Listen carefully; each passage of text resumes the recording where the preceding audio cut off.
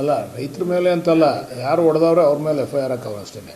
ರೈತರು ಯಾರು ಪರ್ಕೆ ತೊಗೊಂಡು, ರೈತರುಗಳು ಯಾರು ಪರ್ಕೆ ತೊಗೊಂಡು, ದೊಣ್ಣೆ ತೊಗೊಂಡು, ಚಪ್ಪಲಿ ತೊಗೊಂಡು ಕಲ್ಲಲ್ಲಿ ಹೊಡೆಯುವಂಥ ರೈತರನ್ನ ನೋಡಿದ್ದೀರ ನೀವು? ಯಾರು ಗಲಾಟೆ ಮಾಡೋರೆ ಅವ್ರ ಮೇಲೆ FIR ಹಾಕವ್ರೆ ಅಷ್ಟೇ. ಸುಮ್ಮನೆ ರೈತರುಗಳ ಮೇಲೆಲ್ಲ ಹೋಗಿ FIR ಹಾಕೋಕ್ಕಾಗಲ್ಲ. ಹಾಕವ್ರೆ ಅವರು ಅಧಿಕಾರಿಗಳ ಮೇಲೆ ಕೈ ಮಾಡಿದಾಗ ಅಧಿಕಾರಿಗಳು ಕಂಪ್ಲೇಂಟ್ ಕೊಟ್ಟವ್ರೆ, ನಮ್ಮ ಮೇಲೆ ಅಲ್ಲೇ ಮಾಡಿದ್ರು ಅಂತ ಆ ಆಧಾರದ ಮೇಲೆ ಹಾಕವ್ರೆ. ನಾವೇನೋ ಅವ್ರಿಗೆ FIR ಹಾಕಿ ಅಂತ ಹೇಳಿಲ್ಲ. ಅಧಿಕಾರಿಗಳು ಕಂಪ್ಲೇಂಟ್ ಕೊಟ್ಟಿದ್ರು FIR ಹಾಕವ್ರೆ. ಸರ್ಕಾರದ ನಿರ್ದೇಶನ ಇಲ್ಲ, ಅಧಿಕಾರಿಗಳು ಅವ್ರಿಗೆ ಹೊಡೆತ ಬಿದ್ದಾಗ ಏನು ಮಾಡ್ತಾರೆ ಅವರು? ಈಗ ನಾನು ಉದಾಹರಣೆ ಕೊಡ್ತೀನಿ. ನಾನೇ ಸರ್ಕಲ್ ಇನ್ಸ್ಪೆಕ್ಟರ್ಗಳು ಒಂದ್ಸರಿ ಗಲಾಟೆ ಮಾಡಿದಾಗ ನನ್ನ ಮೇಲೆ ಕೇಸ್ ಹಾಕ್ಸಿದ್ರು. ಆಸ್ ಎ MLA ನನ್ನ ಮೇಲೆ ಕೇಸ್ ಹಾಕಿದ್ರು. ನಾನು ಹೋಗಿ ಸರ್ಕಾರಿ ಅಧಿಕಾರಿ ಮೇಲೆ ಗಲಾಟೆ ಮಾಡಿದೆ ಅಂತೇಳಿ ನನ್ನ ಮೇಲೆ ಕೇಸ್ ಹಾಕಿ 8 ವರ್ಷ ತಿರುಗಿದ್ದೀನಿ ನಾನು ಆ ಕೇಸ್ಗೆ. ಹಂಗೆ ಯಾರ್ಯಾರು ಸರ್ಕಾರಿ ಅಧಿಕಾರಿಗಳ ಮೇಲೆ ಮಾಡ್ತಾರೆ, ಅಲ್ಲೇ ಮಾಡ್ತಾರೆ, ಅವ್ರ ಮೇಲೆ ಕೇಸ್ ಆಗ್ತದೆ. ರೈತರ ಮೇಲೆ ಅಲ್ಲ, ಅದು ಗಲಾಟೆ ಮಾಡಿರೋ ಅವ್ರ ಮೇಲೆ.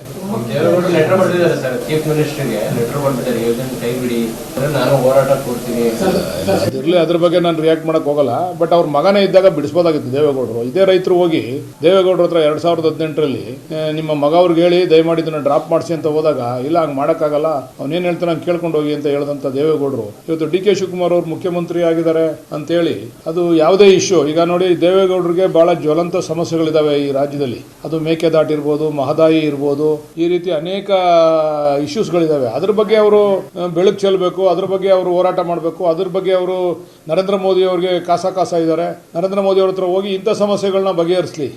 IIT ಆಗಬೇಕು ಅಂತೇಳಿ ದೇವೇಗೌಡ್ರೇನೆ IIT ಆಗಬೇಕು ಅಂತೇಳಿ 2000 ಎಕರೆನ ಹಾಸನದಲ್ಲಿ ನ್ಯಾಷನಲ್ ಹೈವೇನಲ್ಲಿ ಅಕ್ವೈರ್ ಮಾಡೋರಲ್ಲ, ಇದಕ್ಕೆ ದೇವೇಗೌಡರು ಯಾಕೆ ಹೋರಾಟ ಮಾಡಲಿಲ್ಲ? ಕೈ ಬಿಡಿ ಅಂತ. ತಮಗೊಂದು ನ್ಯಾಯ, ಪರರಿಗೊಂದು ನ್ಯಾಯ.